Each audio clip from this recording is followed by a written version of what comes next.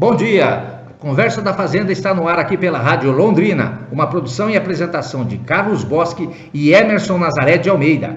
Após o início de safra de soja 2015 e 2016 bastante chuvoso no sul do país, em virtude do El Niño, os casos de ferrugem asiática, uma doença fúngica que ataca as plantas em condições úmidas, já são 2 vezes mais numerosos que no ano passado, segundo mostram dados do setor. Os relatos de ferrugem desde o início de junho até o momento totalizam 66 casos no Brasil, sendo 29 no Rio Grande do Sul e 17 no Paraná, segundo o consórcio Antiferrugem, uma parceria pública-privada criada há mais de uma década para monitorar a presença da doença, que já causou grandes prejuízos ao setor produtivo nos momentos em que não foi combatida adequadamente. Vamos falar com o pesquisador da Embrapa de Londrina, Pedro Moreira, que nos dá um relato das preocupações dos produtores de soja em relação ao fenômeno El Niño, que, segundo as agências meteorológicas norte-americanas, nos alertam que será o mais intenso de todos os registros até agora. Bom dia, Carlos. Estamos vendo aí um ano bastante complexo aí com relação ao excesso de chuva provocado por essa questão de El Niño, né? E provavelmente vamos ter realmente um excesso um pouco a mais das médias que a gente tem normalmente nos meses de verão, nessa temporada da soja aí. Então, preocupações do agricultor hoje é muito grande com relação aos tratamentos contra a ferrugem, principalmente. Estamos vendo que tem alguns focos já identificados pelo consórcio de ferrugem, principalmente no Paraná, aqui onde nós já temos na região de Tibagi, tá? E a grande dificuldade que a gente tem hoje é na linha de tratamentos nas lavouras, porque o tempo não está dando trégua, né? Muita chuva, pouco tempo de insolação, as plantas têm dificuldade para desenvolver por falta aí de sol, que já comentamos outro dia, e aí estamos realmente com bastante preocupação e torcendo para que haja uma mudança aí, que a gente possa ter alguma oportunidade de atender melhor as lavouras esse ano.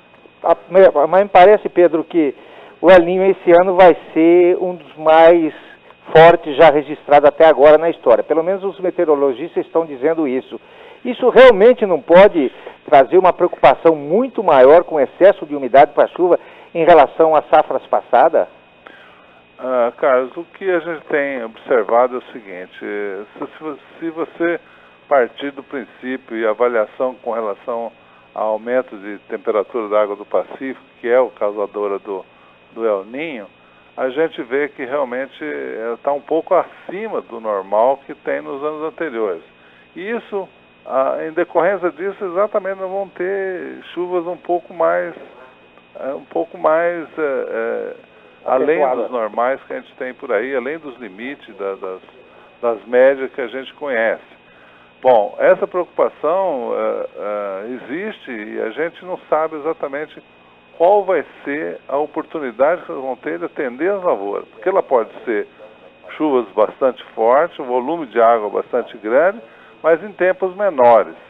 Agora, se continuar como está essa semana, chovendo praticamente toda a tarde aí a complicação fica um pouco maior. Aí não dá para fazer grande desafio. Eu fosse agricultor hoje, estaria realmente preocupado e me resguardando exatamente de fazer exageros por aí, né?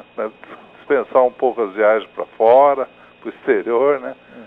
Gastar um pouco menos, porque a gente não sabe qual vai ser a consequência. Por outro lado também, se aqui no sul nós temos excesso de umidade, no Mato Grosso está havendo o replantio da soja que foi plantada no período seco, em função do El Niño. E as chuvas lá estão irregulares também atualmente, não estão como aqui. Mas de qualquer forma, vai haver um atraso para o plantio de milho de safrinha. O que você acha para aquela região? O que pode ter? Pode ter quebra aqui no sul em função de umidade e lá pode ter quebra em função de falta de chuva? Exatamente, El Niño funciona dessa forma, né? Quando é El Niño, a chuva vem mais para a região sul. Estamos aí na divisa desse paralelo 13 aí, as coisas começam a faltar realmente chuva. A gente viu nas reportagens aí as questões, principalmente na Amazônia, cidades ribeirinhas que hoje estão com deficiência de água e tudo mais.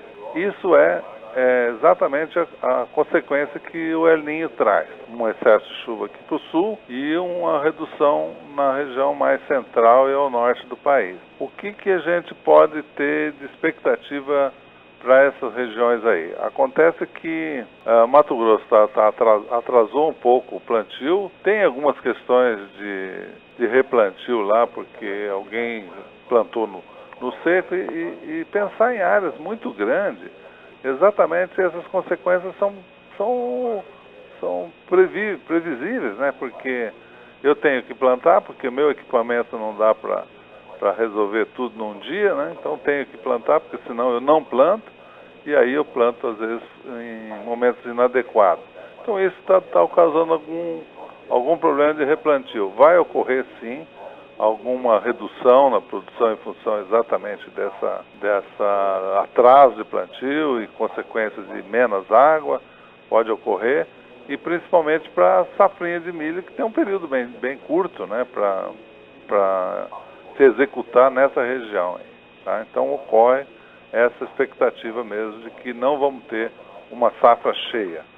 Tudo isso é previsível, tudo isso a gente está fazendo previsão, né? Mas pode mudar, essas ocorrências não são registros fixos, né? Isso vai depender muito do que vai acontecer nesse ambiente aí que proporciona esse evento que é o El Niño. Então quer dizer, Pedro, que nós podemos ter quebra no sul por excesso de umidade e lá para o norte quebra também de produção por falta de umidade. Isso é um ano bastante complexo. Né? Tá certo. Muito obrigado, Pedro, por sua participação. Bom dia. Obrigado. Nosso e-mail para contato é conversadafazenda@gmail.com. Voltamos em seguida com notícias do milho.